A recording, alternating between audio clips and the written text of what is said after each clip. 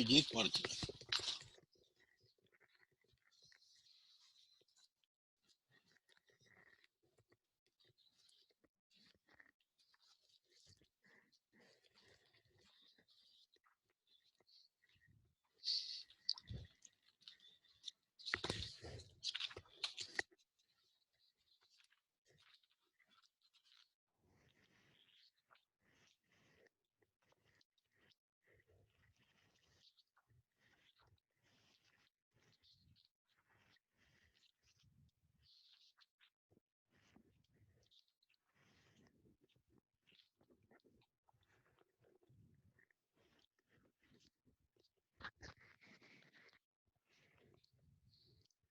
The limbic system. Limbic system is its title from its position on the medial surface of the hemisphere, and formerly was named Le Grand Lobe Limbic, according French neuroanatomists.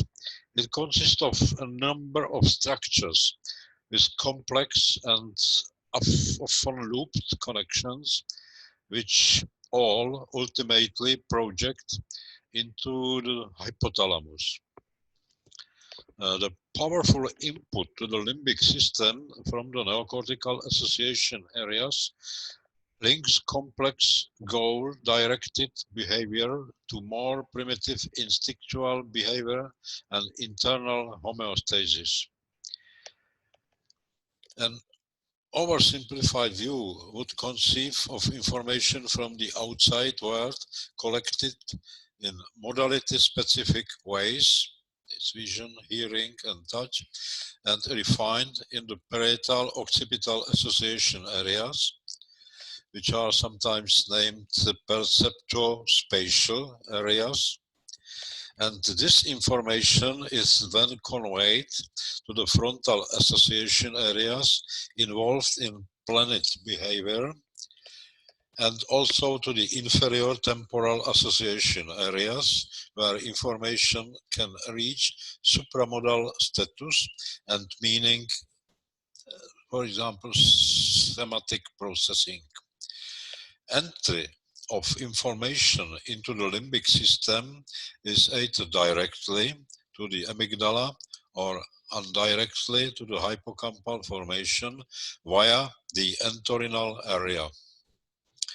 The amygdala appears to provide an effective connotation to experience, and especially that relevant to social stimuli. Amygdala perhaps affects is an evolutionary development from more primitive feelings derived from the sensory autonomic input from bodily organs into the hypothalamus. The informational flow into the hippocampal formation permits a link to previous experience, since the hippocampal formation is essential to remembering and learning, and of course to the memory. Limbic system is able to influence motor responses appropriate to its informational analysis through projections to the nucleus accumbens, which is part of the ventral striatum, and accumbens forms part of the basal ganglia, which is is oriented to many limbic functions. So, limbic system consists of several cortical structures. It is singular gyrus and parahippocampal gyrus, and hippocampal formation. Hippocampal formation is complex structure consisting of dentate gyrus, hippocampus proper, and subiculum. Position and location of all these cortical structures will be demonstrated in the next slides. In addition to limbic cortex, limbic system contains also subcortical structures, and to this group is counted amygdala, or complex of amygdalar nuclei, septum verum, habenula, which is part of the epithalamus and which was described together with the thalamic nuclei, and of course hypothalamus. Definition of limbic system is varies in various textbooks and monographies, and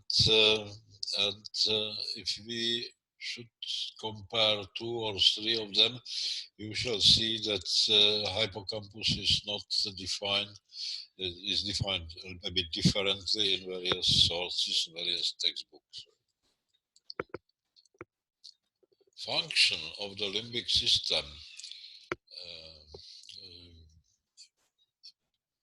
Function of limbic system was formerly evaluated as a control of emotional reactions. It was based on the psychological experiments of Papez, and most important data of the papers were published before the Second World War. Later, after the war, was reinforced another concept that limbic system represents a visceral brain. Author of this complex was MacLean, and as a visceral brain, MacLean defined visceral brain as a part of the brain which regulates activity of organs, so heart, lungs, respiratory system, and cerebral and vascular system, and so. And in the last 20, 30 years was presented another concept, and limbic system. To the limbic system is located also memory mechanism, and together with the memory, emotions.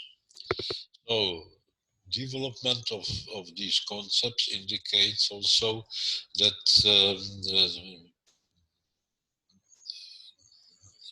views on this important part of the brain is not constant, was changed, and last version of functional orientation is orientation to the memory mechanism and to regulation of emotions. Where the limbic structures and limbic brain is situated. So limbic cortex is evident on the medial aspect of the hemisphere, and it is singular gyrus, and behind the splenium of the corporis callosum, singular gyrus passes to the parahippocampal gyrus. And in framework of the parahippocampal gyrus is the hippocampus, which is indicated by the red color, and in front of the hippocampus it is amygdala. Amygdala is, according to some classification, evaluated as one of the basal ganglia, but due to the complex structure, which amygdala contains also cortical-like nuclei, is described together with other structures of the limbic system.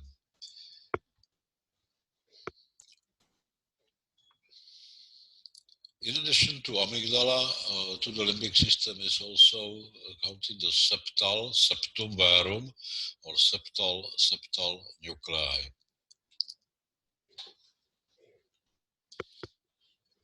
Coronal section of the hemisphere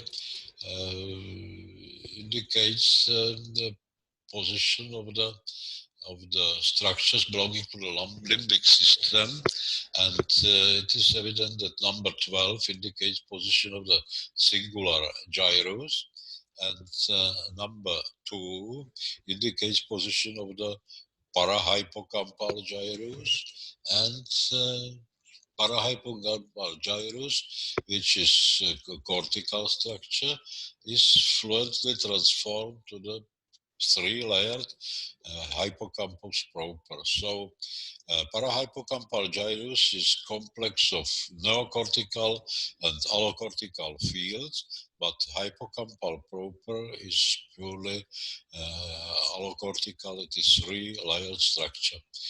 It's evident that hippocampus is oriented to the lateral ventricle. This number 17 indicates the space of the lateral ventricle. And on the other side is parahippocampal gyrus and hippocampus proper.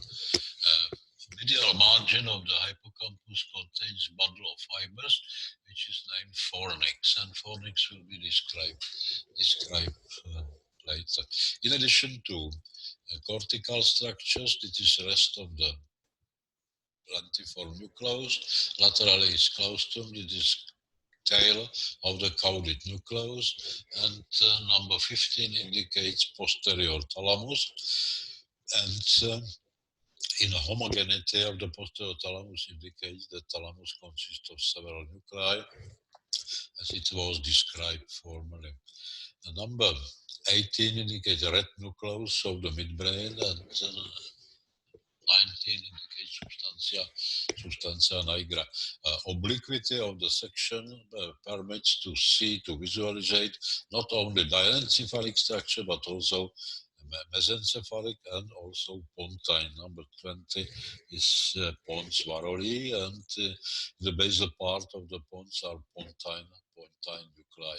Laterally to thalamus, or between the thalamus and lentiform nucleus, is internal capsule. We descend caudally to the midbrain, and is transformed to the crura cerebri or pedunculi cerebri, and after that fibers of the internal capsule are dispersed between the between the pontine nuclei. Laterally to claustrum is posterior part of the insular cortex, of the low insular lobe, and surface of it is covered by insular cortex. Another scan of which was performed by the magnetic resonance. It is a T2 sequence demonstrating white signal indicates position of the cerebrospinal fluid. You see that fluid covers the gyri of the hemisphere, and fluid, cerebrospinal fluid, penetrate between individual gyri, and is also evident in the lateral ventricle. It is temporal horn of the lateral ventricle, and these white spots indicates accumulation of the cerebrospinal fluid, and this gray structure is hippocampal formation.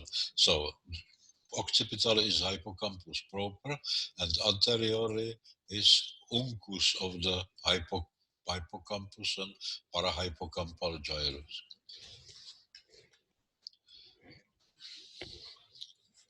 It is intraventricular aspect of the hippocampus, and we are observing hippocampus from after removing of the rest of the hemisphere. So hippocampus is this structure. Number 2 indicates head of the hippocampus, and these small gyri are named digitations of the hippocampus, and between the digitations are small sulci which separating these digitations. More occipitally is number 1, which is body of the hippocampus, and most occipitally is evident narrowing part of the hippocampus, which is named hippocampal tail. So hippocampal consists of the head, of the long body, and of the tail.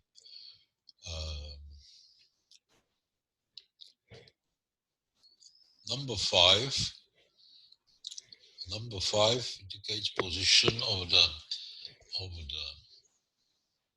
fibers, which are named fornix. It is bundle of fibers which leaves the hippocampus, and pass under the corpus callosum and descend to the hypothalamus. Majority of fibers descend to the hypothalamus, but small number passes ventrally to the septum verum. Number 6 indicates position of the transitional cortical area between archicortex and which is hippocampus proper and neocortex, and this transitional cortex is named subiculum. So hippocampus from above indicates whole complexity of the structure of the macroscopic structure of the hippocampus, and whole this convex hippocampus looks to the lateral ventricle, to the temporal horn of the lateral ventricle.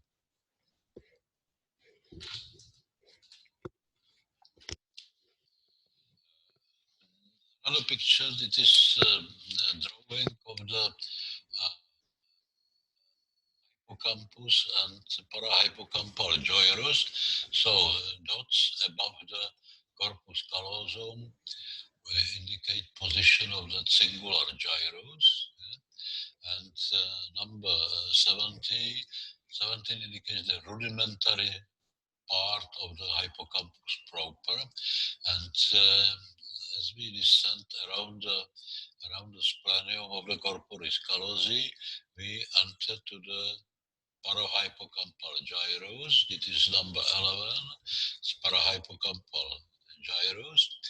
And the parahippocampal gyrus is enlarged ventrally, and this enlarged part is named uncus of the parahippocampal gyrus. Uncus parahippocampal gyrus consists of neocortical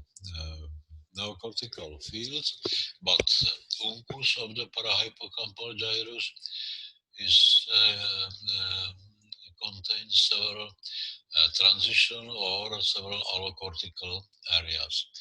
For example, number 15 indicates anterior and superior part of the uncus of the parahippocampal gyrus and is covered by the olfactory cortex. So it is posterior part of the piriform lobe or of the piriform cortex. Number 14 indicates semilunar gyrus. And semilunar gyrus covers the cortical nuclei of the amygdala. Number 13 the ambient gyrus, and number 12 indicates entorhinal cortex, which is important part of the parahippocampal gyrus. Number 24 is posterior part of the uncus, where it's possible to form dentate gyrus, which passes between the fornix and hippocampus. It is dotted area is dentate gyrus, and the anterior end of the dentate gyrus is evident as a small cortical strip, vertically oriented on the posterior aspect of the uncus. Number 27 indicates the fornix. It is a bundle of fibers which leave the hippocampus and descend to the hypothalamus and to the septal nuclei. So, posterior part of the parahippocampal gyrus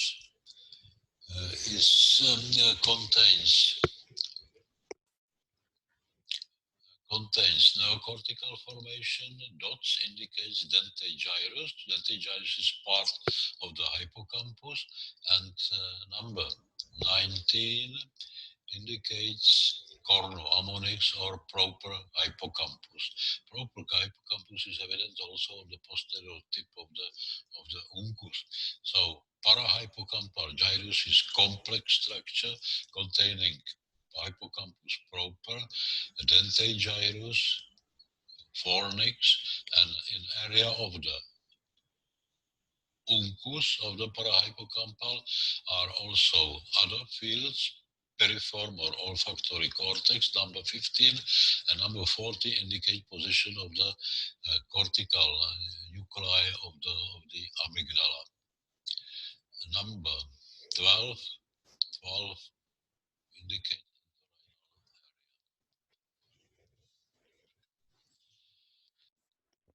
same picture where individual portions of the parahippocampal gyrus and uncus are evident, are indicated by different colors. So let us return to the uncus of the parahippocampal gyrus. Number 2 indicates semilunar gyrus, which contains amygdalar cortical nuclei. Number 3 indicates ambient gyrus, and this ambient gyrus is covered by the olfactory cortex, piriform cortex. This is most posterior part of the piriform cortex. Number 5 indicates the hippocampus, or in old terms, cornu-ammonis. It's evident here and here. In the tip of the uncus is also covered by hippocampus. And number 6 indicates dentate gyrus, which is old anatomist named this part of the dentate gyrus, which is evident on the upper surface of the parahippocampal gyrus. They named this part of the dentate gyrus as a Giacomini band. Number 12 indicates position of the fimbria, which is initial portion of the fornix. So anterior part of the fimbria of the fornix is named fimbria. The part which is under the splenium corporis callosum is named fornix. So fimbria and fornix are two parts of the same structure. Number 4 is entorhinal cortical area, which is according Brodmann's cortical map. It is area 28. Entorhinal cortex, entorhinal correa is important for transmitting signals from the neocortex to the hippocampal formations.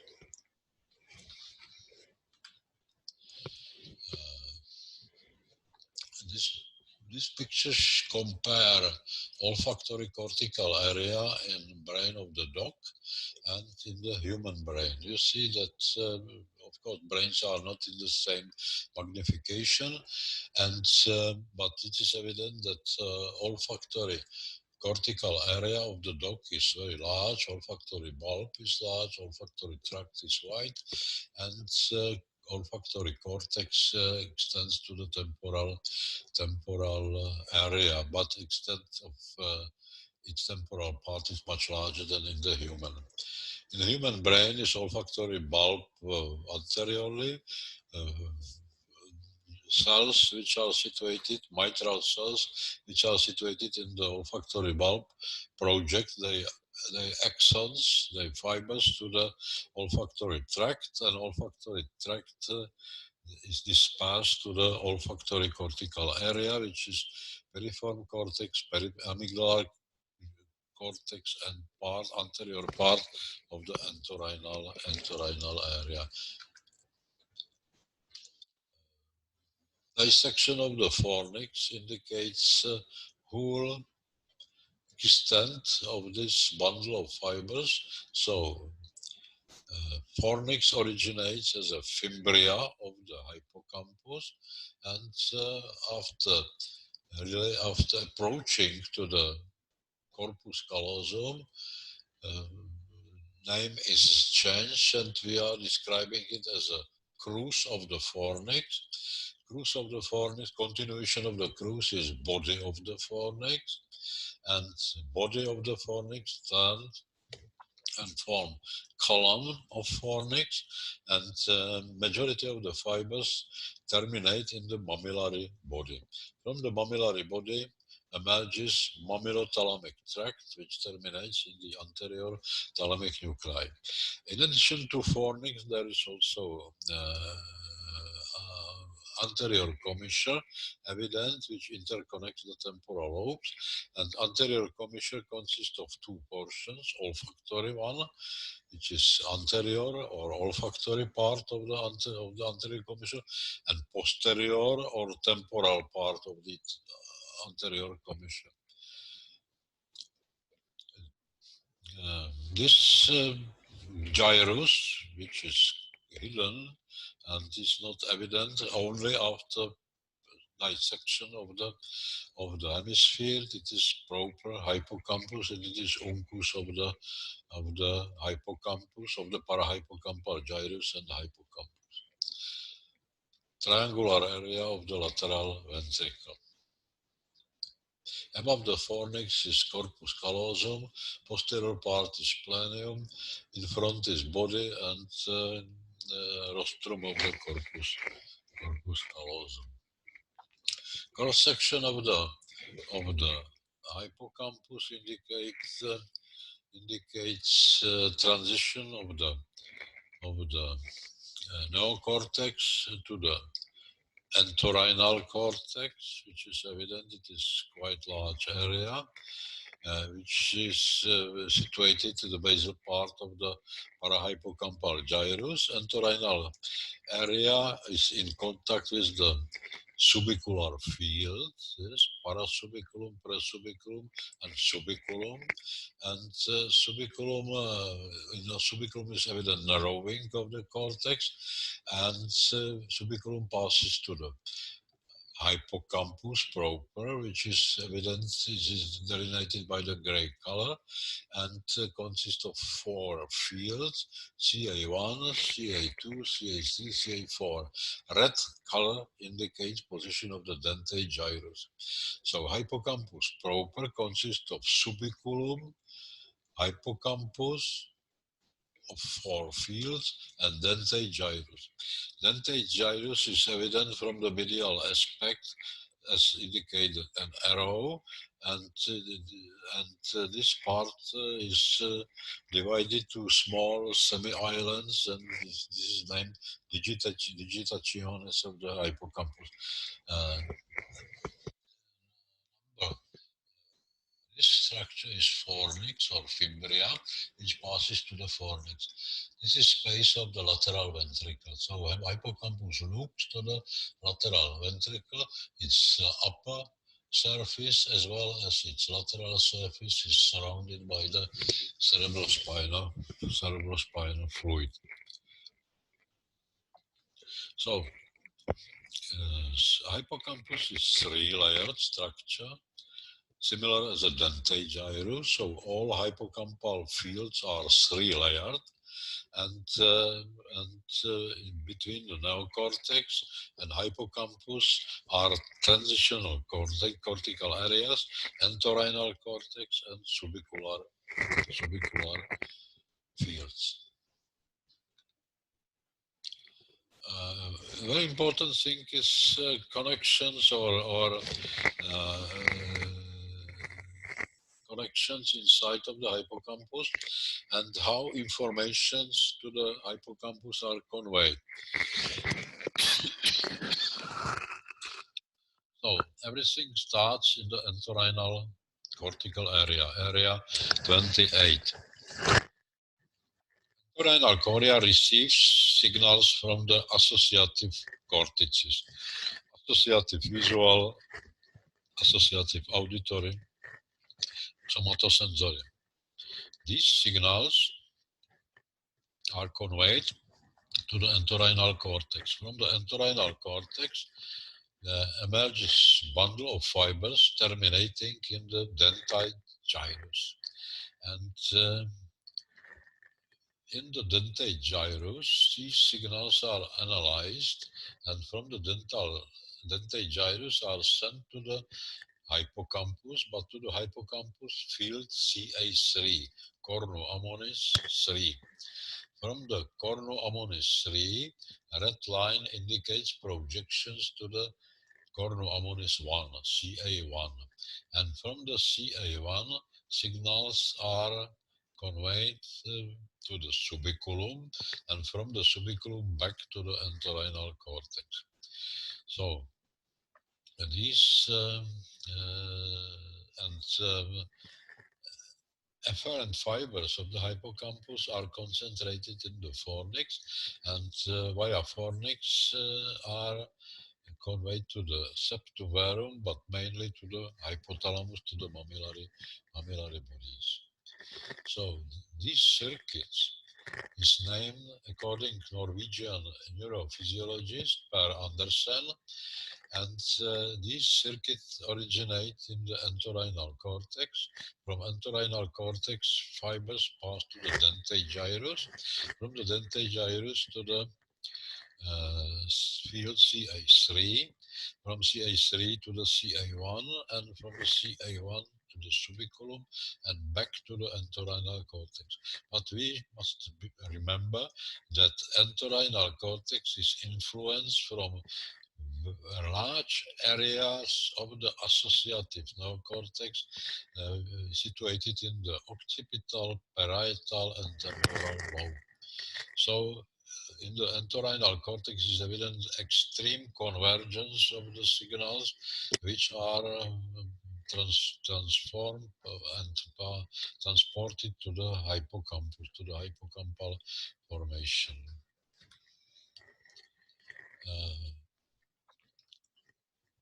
Concerning the afferent connections of the hippocampal formation, hippocampal receives signals from the associative cortex of the occipital, temporal, and parietal lobe, and from the singular gyrus. These fibers terminate in the parahippocampal gyrus. From the parahippocampal gyrus are signals conveyed to the hippocampus, which is delineated by thick red line, and to the amygdala.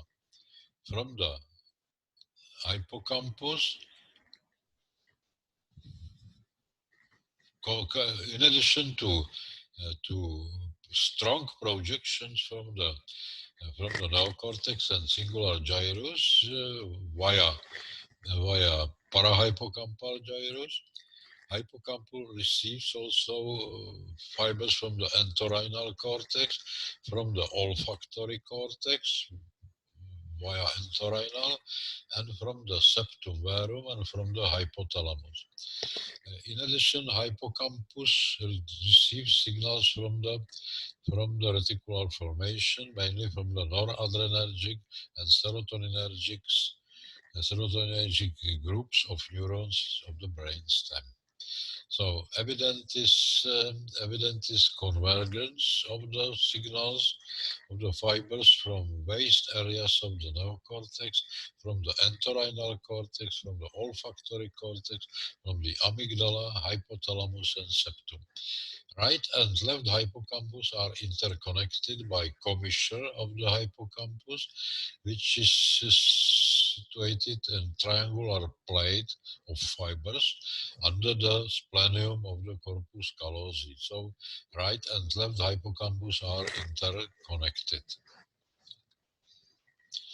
Concerning the afferent connections of the hippocampal formation. So signals from the hippocampal formations are conveyed to the and back to the entorhinal cortex, and to the parahippocampal gyrus, and from the parahippocampal gyrus are fibers distributed to associative cortex and to the singular cortex. So these projections are reversed. So fermentation of the hippocampus is mainly oriented to the associative neocortex, but in addition to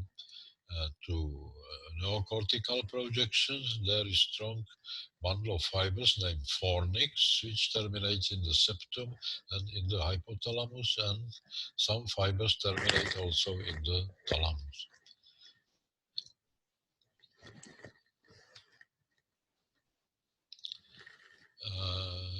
Internal connection of the hippocampus is evident from this block schema. So neocortical associative areas project to the entorhinal cortex and to the perirenal cortex, which is situated on these two areas of the perirenal cortex, 35, 36, are situated on the parahippocampal gyrus. And these connections between the associative cortex and entorhinal are bidirectional. Similarly, are organized projections between the parahippocampal gyrus and neocortical associative cortices. Piriform cortex also project to the entorhinal and to the perirenal cortex. From the entorhinal cortex, emerges projection to the dentate gyrus, from the dentate gyrus to the CA3, from the CA3 to the CA1, to the subiculum, and back to the entorhinal cortex, and some fibers terminate directly in the neocortical associative cortices. So, circuit inside of the hippocampus is evident in this block, and the relation of the parahippocampal gyrus, namely entorhinal cortex and perirenal cortex, is evident in this block.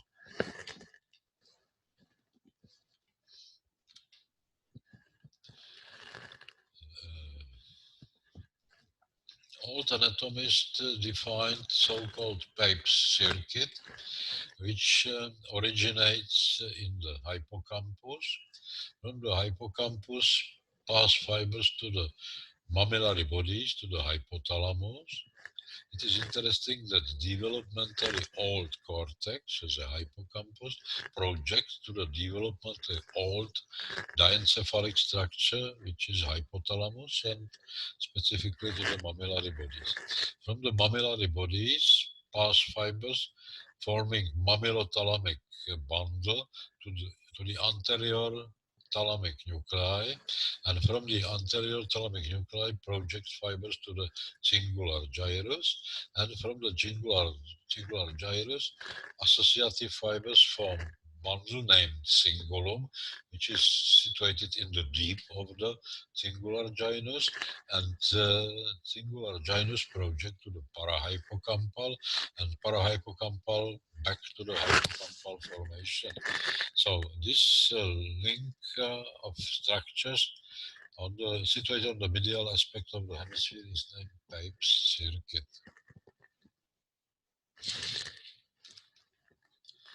So Papez circuits is defined as the connections between the hippocampal formation. Fibers form the fornix. Fornix, majority of fibers terminate in the hypothalamus, in the mammillary nuclei. From the mammillary nuclei emerges mammillothalamic tract, terminating in the anterior thalamic nuclei. From anterior thalamic nuclei pass fibers to the cingular gyrus, from the cingular gyrus to the parahippocampal gyrus, and namely to the entorhinal area 28, and back to the hippocampal formation. So, at the beginning is hippocampal, and termination is also hippocampal formation, so circuit is closed. Concerning this is survey of all connections of hippocampal formation. On the left side are afferent cortical and afferent subcortical, and on the other side are efferent cortical and efferent subcortical. So afferent cortical from associative neocortex, from the parahippocampal and singular gyrus, from the entorhinal cortex, and from the olfactory cortex. From subcortical structures, fibers originate in the amygdala, in the thalamus, in the mediodorsal and medial nuclei. These nuclei are also named midline nuclei of the thalamus, from the hypothalamus and from the septum verum. Projection from the septum verum to the hippocampus is cholinergic, and due to the fact that hippocampus that contain cholinergic neurons, so acetylcholine must be transported to the hippocampus from cholinergic neurons located in the nuclei of the septum verum. All these signals are elaborated in the hippocampal formations and sent back via efferent cortical projections back to the subiculum, from the subiculum to the entorhinal cortex, from the entorhinal cortex to the parahippocampal gyrus, and to the back to the associative cortical areas. So associative neocortex is main source of the afferent and also receives substantial part of the cortical projection of the hippocampus. Efferent subcortical are concentrated in the fornix. Fornix terminate in the hypothalamus, mainly in the mammillary nuclei, and some fibers of the fornix terminate in the thalamus, in the anterior nuclei, in the septum verum, in the ventral striatum, and in the amygdala. So afferent and efferent projections are complex, and all this mechanism serve for maintaining of the memory tracks, and is part of the memory mechanism. So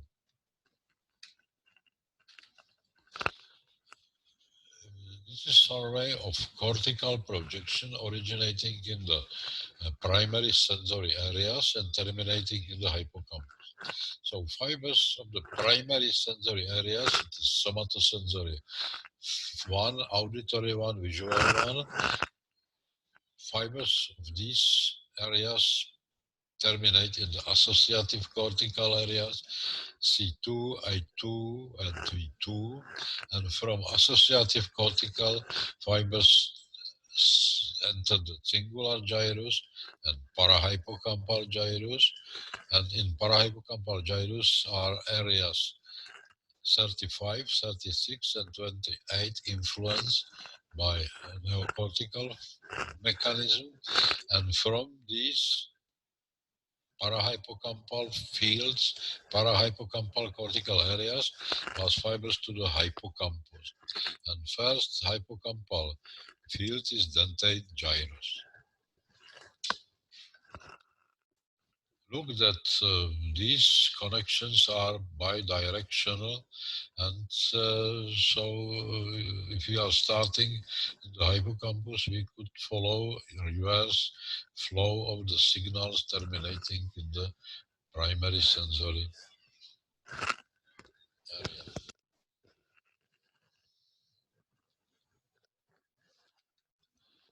Function of the hippocampal formation.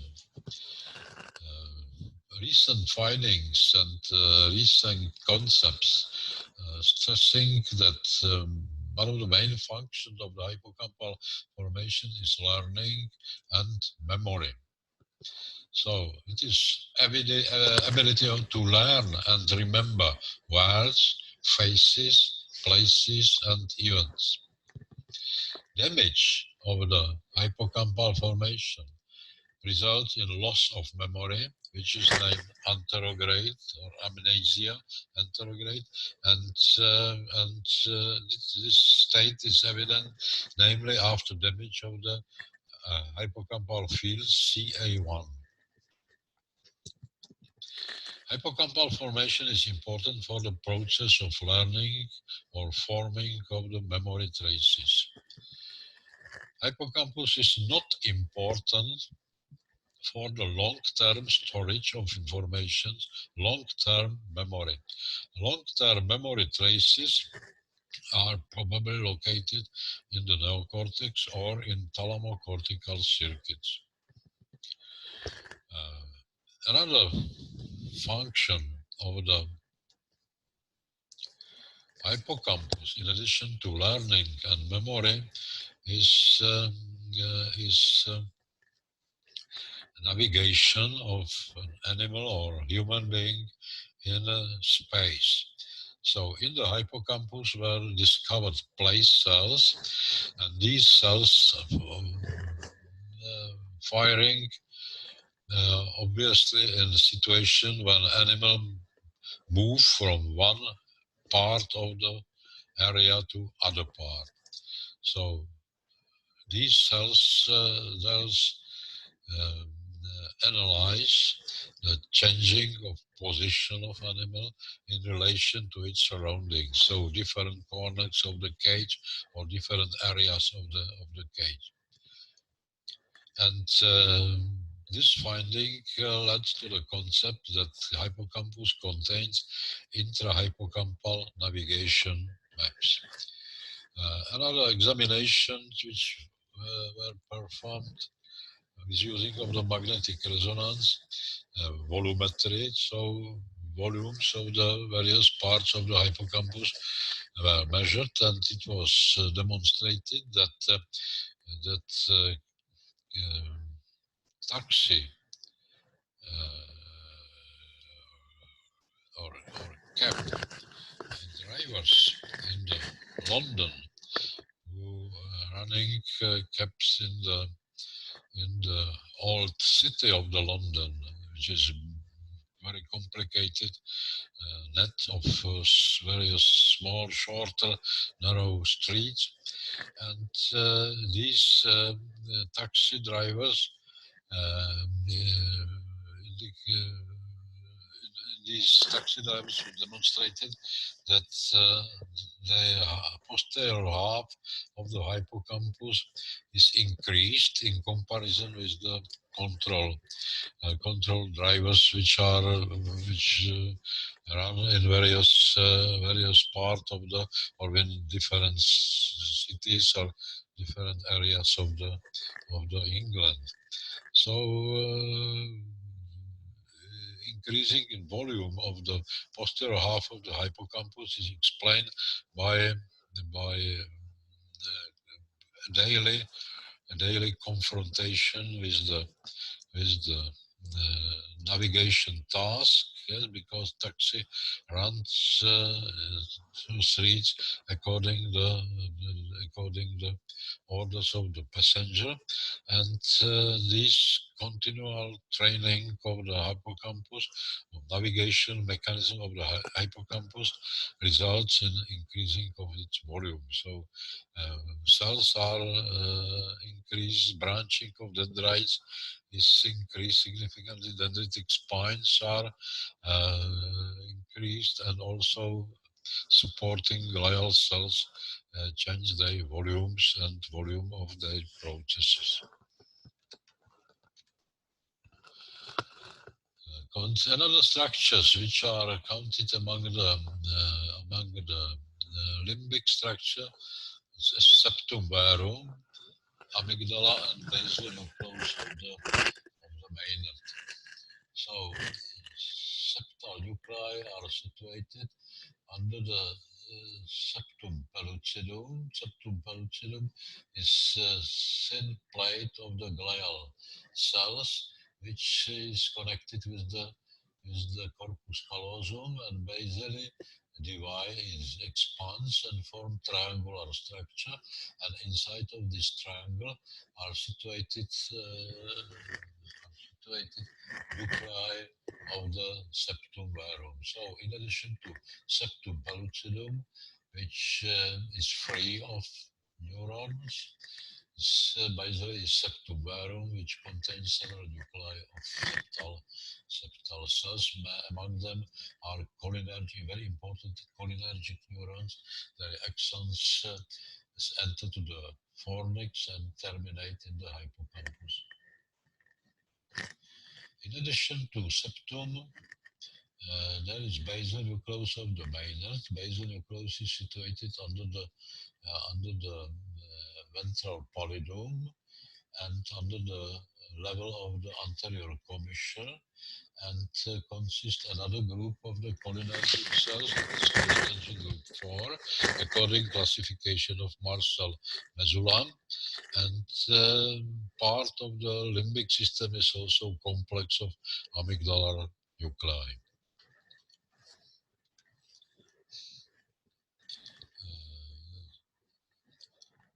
Another detailed picture showing cross section of the anterior part of the hemisphere, showing corpus callosum, lateral ventricle, head of the caudate nucleus, putamen and globus pallidus, pallidum externum.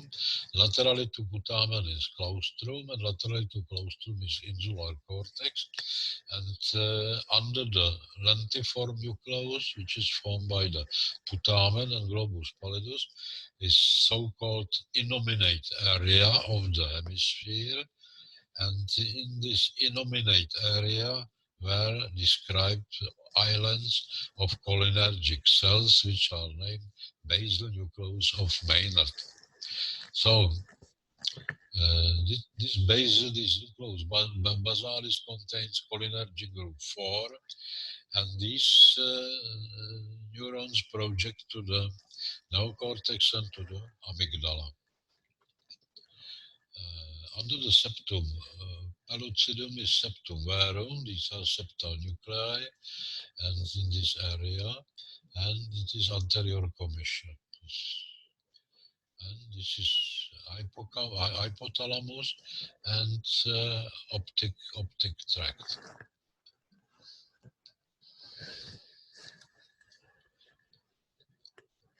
Connection to septum verum.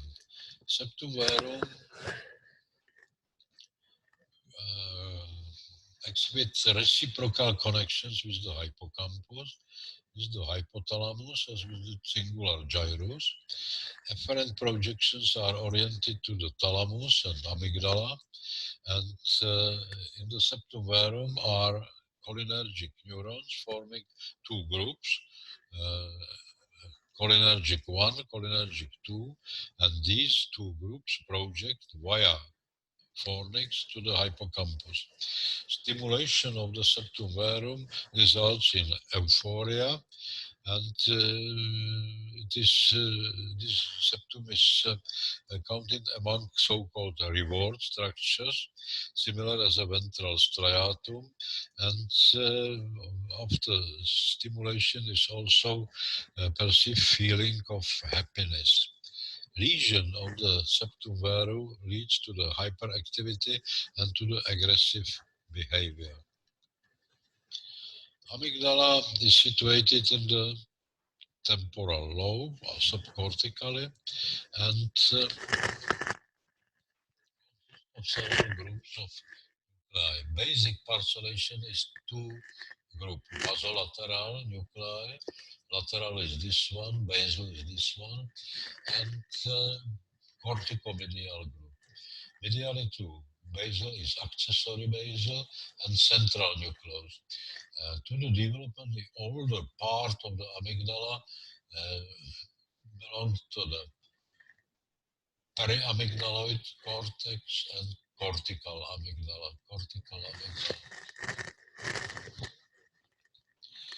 Topographically, amygdala is situated immediately in front of the hippocampus.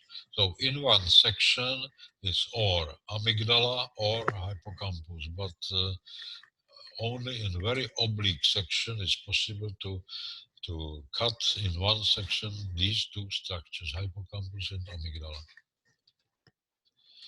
Concerning the connections of the amygdala, so amygdala Schema shows afferent and efferent connections. Afferent are indicated by red lines. So originates in the olfactory bulb and olfactory tract, in temporal cortex, in hippocampus, and in hypothalamus. Small amount of fibers originate in the midline thalamic nuclei, and cholinergic fibers of the septum also project to the amygdala. Reverse projection from the amygdala are indicated by the black color, and some of them are reciprocal, so amygdala projection to the temporal neocortex, to the prefrontal cortex, to the bundle of fibers, which is named stria terminalis, and stria terminalis disperse fibers to the thalamus, to the hypothalamus, to the septum, verum, and to the ventral striatum. Additionally, efferent projection terminate in the hippocampus and in the temporal neocortex, but from the stria terminalis, line fibers descending to the brain stem, and these fibers terminate in the substantia grisea centralis, to the reticular formation, and to the parasympathetic nuclei of the brain stem, mainly to the nuclei of the vagus.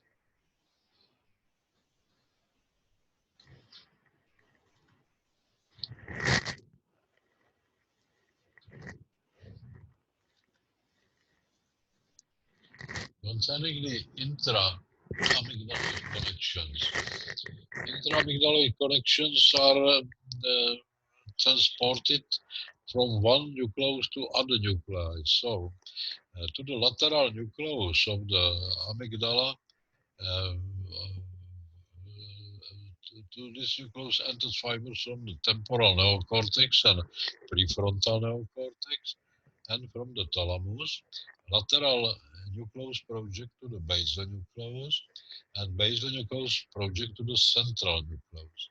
And from the central nucleus of the amygdala, pass fibers to the hypothalamus and to the brainstem, and influence mainly the nuclei of the vagus. So signals are transported via this circuit. Entering nucleus is lateral, and nucleus which represent the efferent part or efferent nucleus of the amygdala is central one, central nucleus of the amygdala. Summarizing of amygdalar connections. Corticomedial part of the amygdala, which is developmentally older, receives fibers from the olfactory cortex, from the hypothalamus, and from the septum.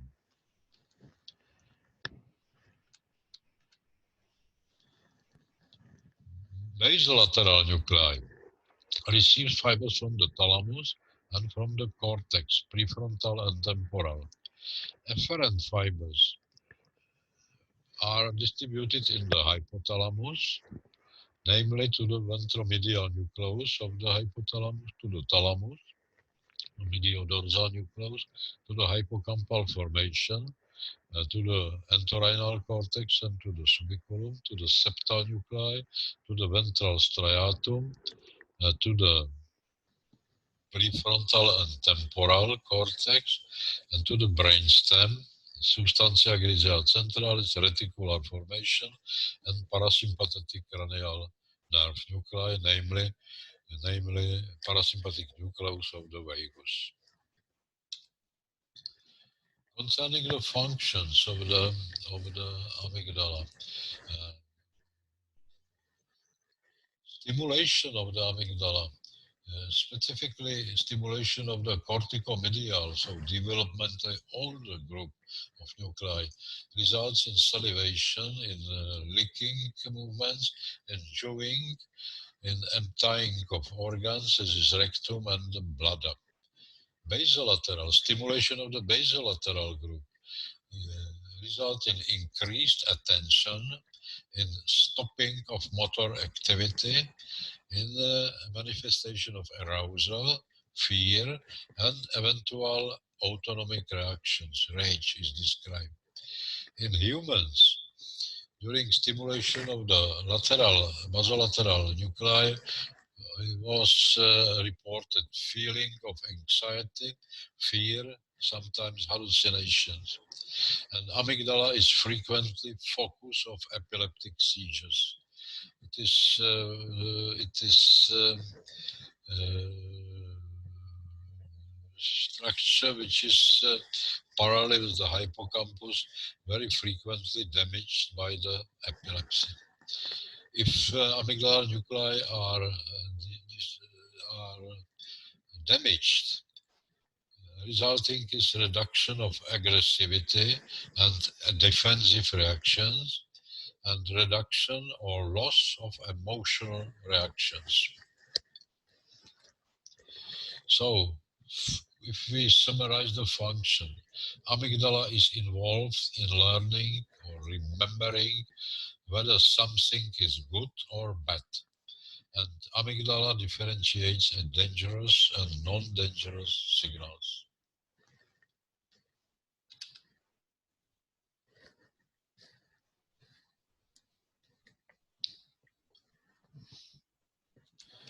Next lecture should be oriented to the major neurotransmitter systems and to the vascular supply of the CNS and circulation of the cerebrospinal fluid.